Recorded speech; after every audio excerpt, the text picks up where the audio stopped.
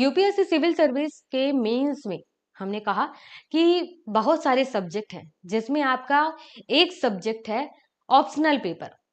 आपको सब्जेक्ट की लिस्ट दी जाती है यूपीएससी के द्वारा, उनमें से कोई एक सब्जेक्ट आपको चूज करना होता है और उस सब्जेक्ट में आपको बहुत डीप नॉलेज से पढ़ाई करनी होती है। बाकियों के मुकाबले आपको उस सब्जेक्ट से रिलेटेड बहुत अच्छा नॉलेज होता है और यहाँ पर उस सब्जेक्ट में आप जितना अच्छा मेहनत कर लेते हैं तो बाकियों के मुकाबले आपको अपने सब्जेक्ट में ज्यादा अच्छे नंबर भी अगर मिलते हैं तो आपके सिलेक्शन के ज्यादा अच्छे चांस हो जाते हैं, आपकी रैंक सुधर सकती है। अब यहाँ पर आप देखिए कि आपका ग्रेजुएशन में, मतलब कि आपने ग्रेजुएशन में कौन सा सब्जेक्ट लिया है यहाँ पर मायने नहीं रखता है। आपने ग्रेजुएशन कंप्लीट किया, आपकी इच्छा है कोई भी एक सब्जेक्ट चूज करने की, तो यहाँ पर इस लिस्ट में जो जो नाम है उनमें से कोई भी आप सब्जेक्ट चूज कर सकते हैं। अगर आपने हिस्ट्री में पढ़ाई किया है ग्रेजुएशन में और आपकी इच्छा है कि आप तैयारी करना चाहते हैं बॉटनी में, तो आप यूपीएससी सिविल सर्विसेज में बॉटनी लेकर के उसे ऑप्शनल सब्जेक्ट के तौर पर के आगे बढ़ सकते हैं, पढ़ सकते हैं। तो ये भी आपको समझ में आया होगा कि ग्रेजुएशन के सब्जेक्ट का यहाँ पर इसका कोई कनेक्शन नहीं है, आप बिल्कुल फ्री हैं अपने हिसाब से।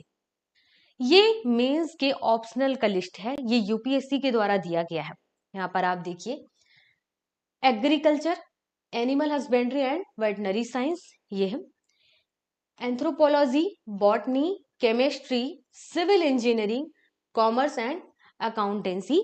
इसके बाद है economic, electrical engineering, geography, geology.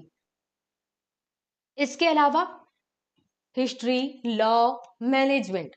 इसके अलावा है mathematics, mechanical engineering, medical science, philosophy, physics, political science and international relations.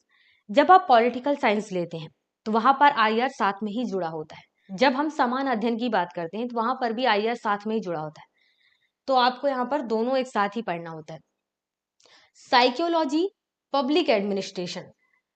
इसके अलावा और भी सब्जेक्ट हैं जैसे कि सोशियोलॉजी, स्टैटिक्स, जूलॉजी। इसके बाद ये 25 सब्जेक्ट ऐसे हैं जिनमें से कोई एक सब्जेक्ट आप चूज कर सकते हैं। अगर आपकी इच्छा इनमें से कोई भी सब्जेक्ट चूज करने की नहीं है तो इसके बाद आपके पास होता है साहित्य, लिटरेचर, इसको चूज करने का। लिटरेचर में कोई एक लैंग्वेज नहीं है, आपके हिसाब से काफी सारे लैंग्वेज है जो यहाँ पर आपको दी जाती है। आप असमिया लैंग्वेज, बंगाली, बोडो, डोगरी, गुजराती, हिंदी, कन्नड़, कश्मीरी, कोंकणी, मैथिली, मलयालम, मणिपुरी, मराठी, नेपाली, उड़िया, पंजाबी, संस्कृत, संथाली, सिंधी, तमिल, तेलुगु, उर्दू और इंग्लिश, इनमें से कोई एक लैंग्वेज चूज कर सकते हैं और उसी लैंग्वेज के लिटरेचर में आप आगे बढ़ सकते हैं ऑप्शनल के तौर पर। कहने का मतलब है आप English literature, Urdu literature, Kannada literature, इसको ऑप्शनल के तौर पर ले सकते हैं।